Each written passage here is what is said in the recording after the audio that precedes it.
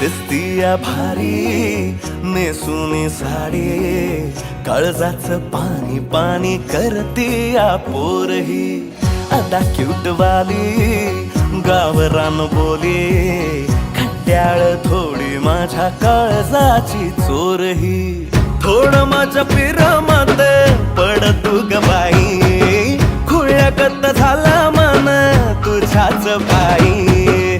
आता मला लागली या लग्नाची घाई, भाई आता बोलू नको अग माझी राणी. होशील का या बठ्याची सोबर घरवाली.